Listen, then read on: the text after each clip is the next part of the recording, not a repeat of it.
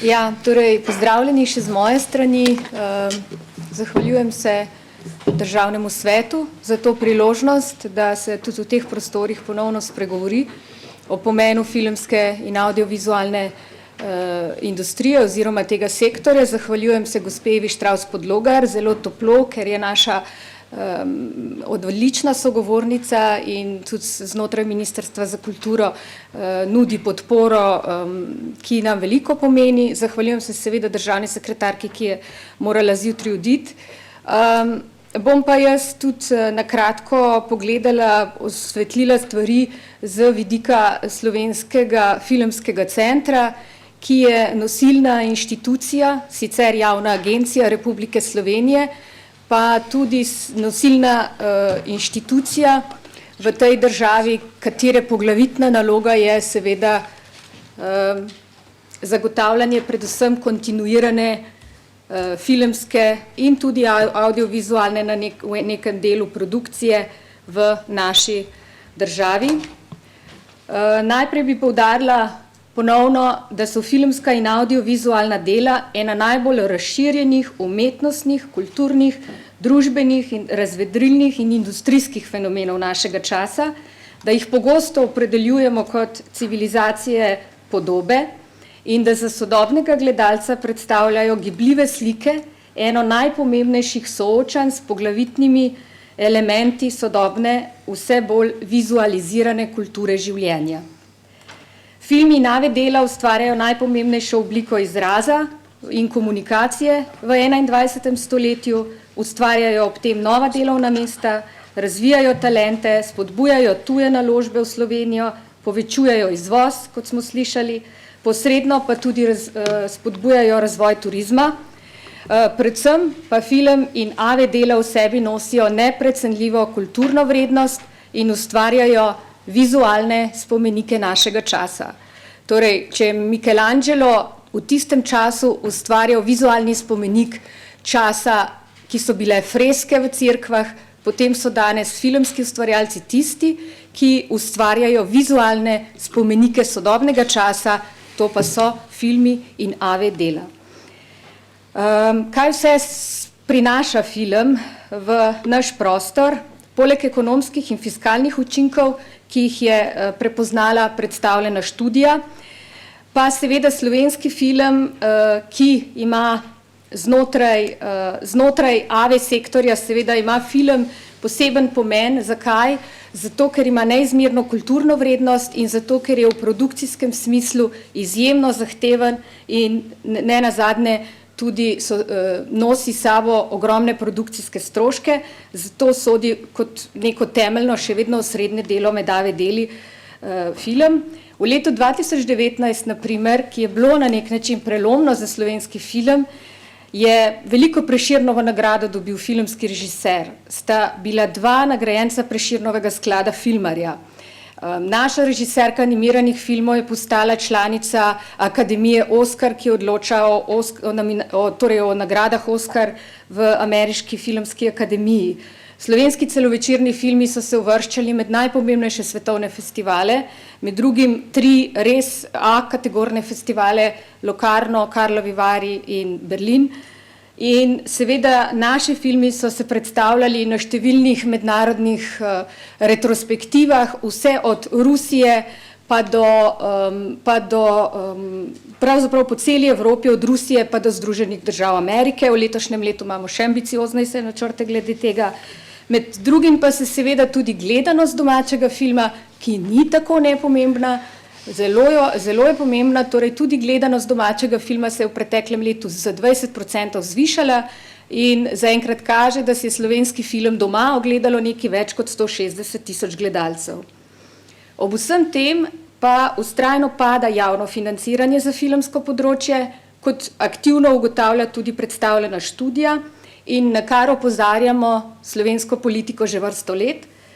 Pomembno prelomnico na področju večletnih prizadevanj za povečanje javnega financiranja na področju filma predstavlja november 2018, ko smo sedeli v tem parlamentu, takrat na odboru Državnega zbora za kulturo, na katerem smo govorili o situaciji, o pereči situaciji na področju filma, na področju financiranja ustvarjanja filmskih ustvarjalcev in delavcev.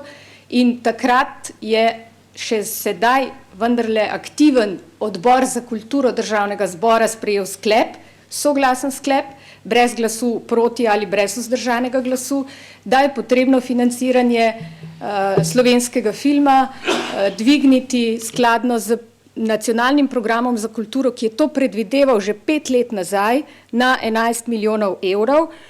Temu sklepu je pozneje pritrdila tudi aktualna vlada v odhajanju Republike Slovenije. Odbor za kulturo je sprejel sklep na novembrski seji, takrat pa smo posebej poudarjali finančno podhranjenost in ogroženost slovenskega filma in filmske produkcije. Ob tem smo povedali, da pač je slovenski film tisti, ki ima enega najnižjih povprečnih proračunov v Evropi. Če samo pogledamo, je povprečen proračun evropskega filma pravzaprav je enak celotnemu proračunu javne agencije, ki jo jaz vodim in ki je v bistvu edini financer, javni financer tega področja. Torej, domačemu filmu moramo domačemu filmu in audiovizualnemu ustvarjanju, pri čemer poudarjam, da je prihodnost in mobilnost tega sektorja znotraj filma in AV-ja velika, torej moramo omogočiti rast predvsem za zagotovitvijo ustreznih finančnih sredstev. V Sloveniji imamo odlične filmske ustvarjalce, ogromen kreativni potencial in izkušene in mednarodno prepoznavne producente, zato je čas in prostor pravi za to, da se jim tudi finančno omogoči ustvarjanje skladno s potencialom, ki obstaja. Poudarjam na tem mestu, da so pred nami veliki jubileji, velike priložnosti za Republiko Slovenijo. Pred nami je predsedovanje Svetu Evrope. Slovenija bo prihodnje leto, v drugi polovici leta predsedovala Svetu Evrope. Pred nami je 30-letnica samostojne države. Pred nami je priložnost, ko bo Slovenija prvič v zgodovini država gostja na največjem knjižnem sejmu v Frankfurtu leta 2022 in prihodnje leto na največjem knjižnem sejmu za otroke v Bologni. In žal v danih finančnih razmerah ne pričakujemo, da bomo lahko naredili kakšen velik epski film ob 30-letnici države ali kakšno veliko razkošno kostumsko dramo, ki bi bila narejena na podlagi literarne predloge ali pač seveda tudi slovenske zgodovine, čeprav mislim, da bi bil prostoru in času tak spomenik zelo primeren. Poleg upada javnega financiranja, na kar opozarjamo že nekaj let, pa sta nujna še dva elementa razvoja filmskega in AV sektorja. Torej, prvi je nujna potreba po izboljšanju okolja za ustvarjanje filmskih in AV vsebin v Sloveniji, drugi pa je spodbujanje razvoja produkcijskih hiš na tem področju, ker produkcijske hiše so tiste, ki so nosilke tako umetniškega ustvarjanja na področju filma, kot tudi ustvarjanja na komercialni strani na področju audiovizualne industrije. Zato je to eden od 3 pomembnih elementov, ki jih moramo vzpostaviti za uspešen razvoj tega sektorja. Leta 2017 je Slovenija uvedla ukrep za spodbujanje tujih vlaganj v AV industrijo, o katerem smo že slišali. Namreč namenjamo 25% denarnega povračila vsem tujim produkcijam, ki snemajo v Sloveniji. Tuji producenti kažejo izredno zanimanje za to, za snemanje na naših lokacijah, žal pa se vse pogosteje dogaja, da si jih izberejo, lokacije namreč, potem pa ne pridobijo soglasja za to, da bi lahko snemali na teh lokacijah. Denarna povračila smo uvedli z 10-letno zamudo, kar bi naš gost iz tujine, kot ste ga nazvali, Hrvo, je rekel, da ravno pravi čas, pa vendarle 10 let je trajalo, da smo stopili na ta vlak v odnosu v primerjavi z drugimi evropskimi državami, ki zvišujejo višino denarnih povračil aktivno, Slovaška 33, Romunija smo slišali na 35 in celo 45, na Portugalskem, v Srbiji, celo tudi na Hrvaškem gradijo filmske studije. Na Irskem in v Veliki Britaniji skupaj z centri za zaposlovanje ustanavljajo zaposlitvene skills, tako imenovane skills centre, v katerih se usposabljajo kadri za delo na tem področju. Na Češkem opuščene industrijske objekte spreminjajo v filmske studije. Dobre prakse pa kažejo, da lahko vložki tujih produkcijskih hiš omogočajo zaposlovanje tudi do 300 lokalnih delavcev na dan za obdobje celotnega snemanja, kar v primeru snemanja filmskih serij lahko predstavlja tudi 5-letna obdobja, kar ni zanemarljivo. Kot smo slišali, je film edina umetnost, med drugim, ki od vsakih 100 evrov vrne 40 evrov nazaj, neposredno prek prispevkov nazaj v proračun. Ne glede na to, a gre za tuja ali domača vlaganja, to ni sektor, ki je zaprt vase in zaposluje redno zaposlene uslužbence. To je izredno mobilen, odprt sektor, ki je pretočen, fleksibilen ter kot tak izredno prilagojen svetu, v katerem živimo danes. Praktično to pomeni, ta fiskalni učinek, da se od 5 milijonov, ki jih filmski center letno nameni oziroma država za ustvarjanje filma, 2 milijona lahko ocenimo, da se vrneta nazaj v proračun. En primer, recimo, če na Bovškem snema svojo serijo tuja produkcijska hiša in v enem tednu v to vloži 1 milijon evrov, bo od tega 400 evrov prek davkov in prispevkov romalo v državno blagajno. Pri vlaganju v film in v AV sektor torej ne gre za strošek, ampak po našem mnenju in po ugotovitvah študije gre tu za investicijo. Slišali smo tudi, da je AV sektor oziroma multiplikativen učinek tega sektorja ocenjen na 1,8, kar v praksi pomeni, da 10 filmskih delavcev ustvarja delo še za 8 ljudi, ki delajo izven AV sektorja, kar je pomembno. Pri delu lahko dela, predvsem zato, ker pri filmu lahko dela več kot 100 ljudi, osrednja avtorska in kreativna ekipa ter številni drugi in filmski delavci. Ker je filmski svet potrebno zgraditi v celoti, ga na novo ustvariti, pa so potrebni tudi številni delavci, ki ne delujejo primarno v sektorju filma oziroma AV-ja, temveč gre za mala in srednja podjetja, v katere sodijo različni tudi obrtniški delavci iz gospodarskega sektorja. Če ocenimo na podlagi preteklih projektov tujcev, ki so uveljavljali v Sloveniji 25% denarno povračilo, lahko rečemo, da 1 milijon, ki ga tujec prinese v Slovenijo, po naših ocenah so zdaj bolj konkretne, malo drugačne so tistih, ki jih je predstavil Luka v sklopu študije, ampak te so zdaj narejene na podlagi teh nekaj primerov, ki so že izkoristili denarno povračilo v Sloveniji. Torej, ta 1 milijon bi bil razdeljen na tak način, da bi 320.000 evrov šlo lokalnim prevozom, notčitvam in prehrani ekipe, 370.000 evrov bi bilo namenjenih lokalnim filmskim ekipam, statistom in lokalnim igralcem, 140.000 evrov najemu opreme, preostalih so 170.000 evrov pa bi v enem tednu dni, torej govorimo o milijonu porabe v enem tednu dni, bi bilo namenjenih izdelavi scenografije ter pri dobivanju dovoljenj za snemanja.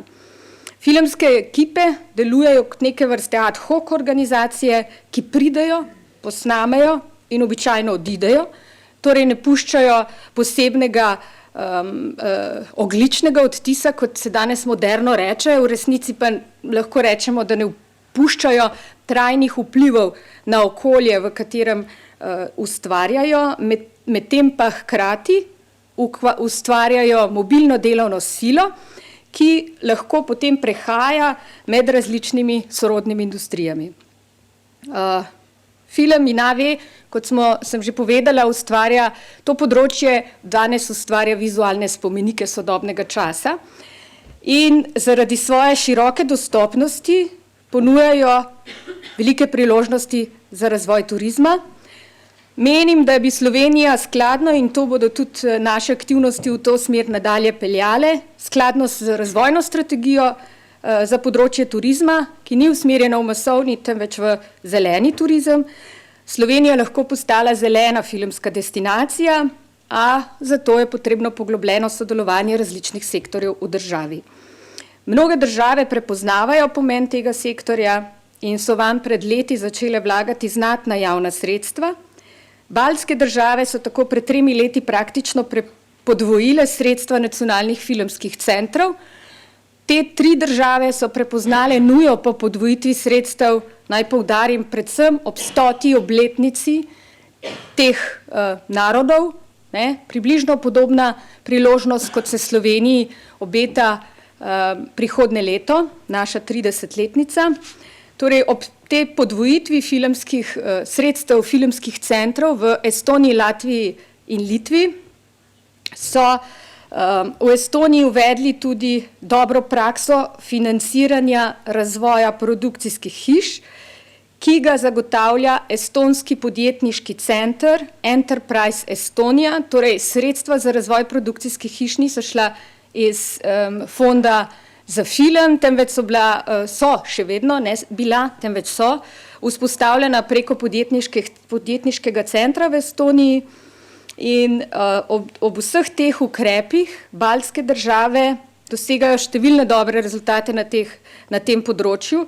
Med drugim so v Estoniji, kar se mi zdi danes, ko govorimo o industriji, pomembno, torej v Estoniji so ob vsem tem dogajanju in vseh teh ukrepih zaznali prvo veliko zasebno investicijo v film, namreč estonski podjetnik je vložil zasebna sredstva v višini 1 milijon evrov v film, ki je bil namenjen zgolj za kinematografe v Estoniji, kar si predstavljate, da je v taki majhni državi z 1,2 milijona prebivalci zelo, zelo velika stvar, da so uspeli to spodbuditi.